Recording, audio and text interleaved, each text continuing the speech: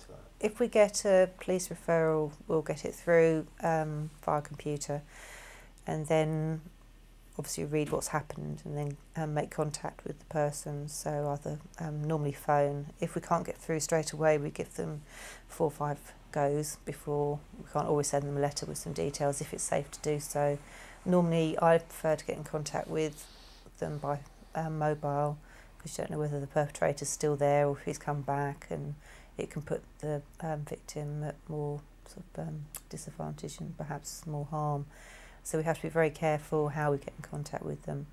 Once contact's made, we can talk to them, assess what they need. If it's immediate help that they actually need, we can do that. And then if they want to, we can meet up for a coffee, and it's ongoing support from then. We can go to court with them, solicitors. I'm taking somebody over to Jigsaw next week, which is where you can get baby stuff for free, because she's pregnant, so I'm taking her over there. There's lots of things, anything they need support with, really. Housing, appointments. I wish I'd met you when, I really wish I'd met you. You've helped me hugely with my house. I remember when you first came to my house and you said, this house is my old house, this is really run down.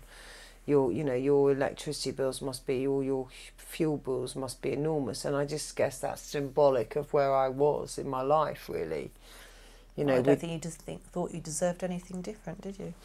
Well, we'd been made homeless before that, and I couldn't. They were the only people that would have us. We not one estate agent in Farnham would touch me, because we were on housing benefit. And to get to this, easy. No, to get to this place now, a friend of mine's given me the deposit. Bless her. Amazing woman. And the first month's rent she's given me, incredible. And I had to have a guarantor. And if I don't have that, I end up living in some absolute shithole.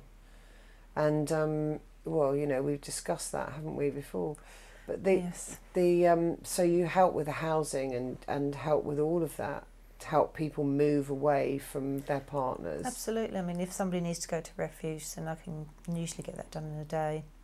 It's a lot of work involved in that, and that is a last resort. But some people, they do need to be far away from their partners where they can't be found. So, that can be done.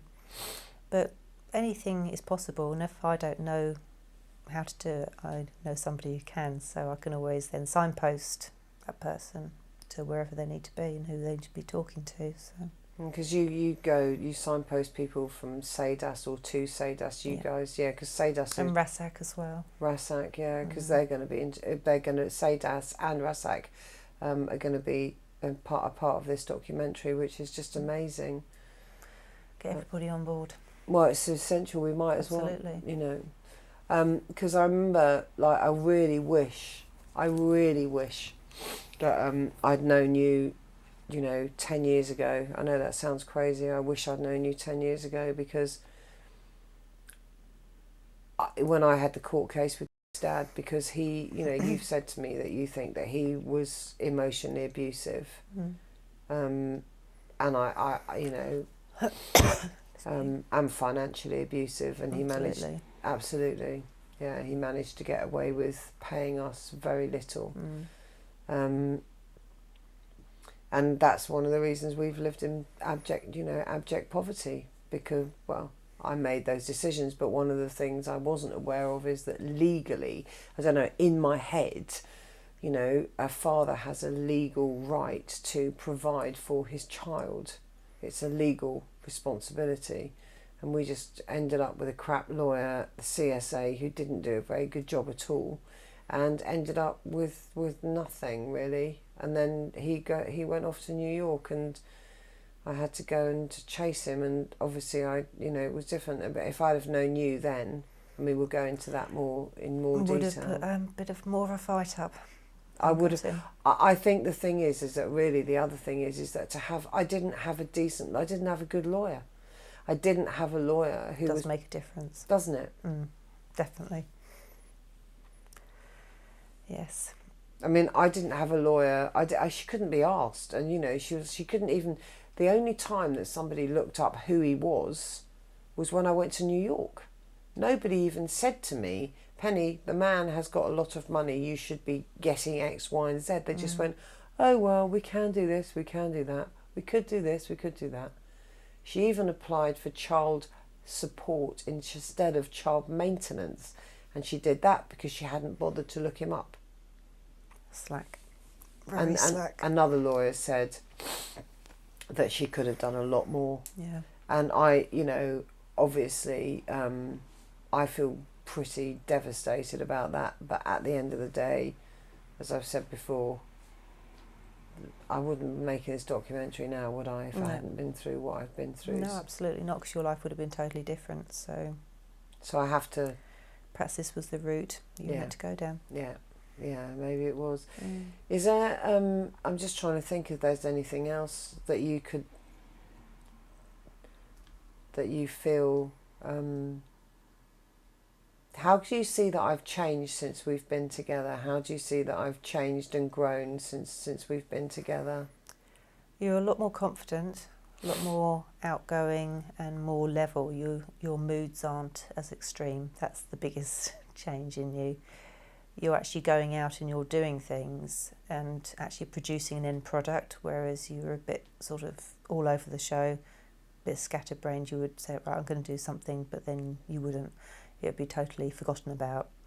You used to bring A4 size notepads with you and also notebooks with you, and you would everything that we talked about, word for word, you used to write down in the books, and you must have them somewhere. I have. Yeah, I mean, you must have gone through probably about 20 of those books when we were first meeting up. You always had a new one, so obviously it wasn't just for when we were meeting up. When you were going home, you were obviously writing things down as well, because you'd have a different colour book every time that we met up. You still do scribble, but not as much, and you'll have breaks in your writing as well, and if it's poignant things that you want to remember, then you'll write them down, which is fine. I have to, because my brain's like a sieve, so I have to write things down, but it's not word for word like you used to do.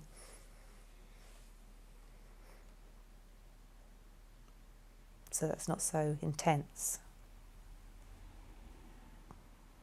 That makes you feel really sad. I just realised, I used to do that, write that down, because you were one of the first people who I felt really saw me. So when I was on my own, I would go home and I'd write, having written it down word for word, I'd kind of look at it, and if I felt really alone or if I was feeling suicidal or whatever, I would read it and I'd go, says this or says that, so that I knew that I existed.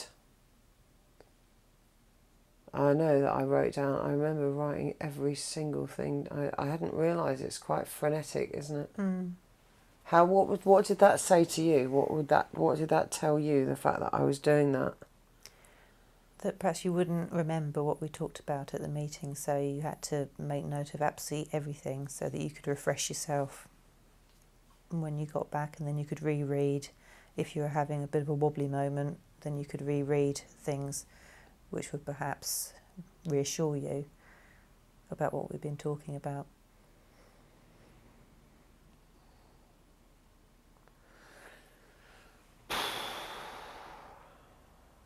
God.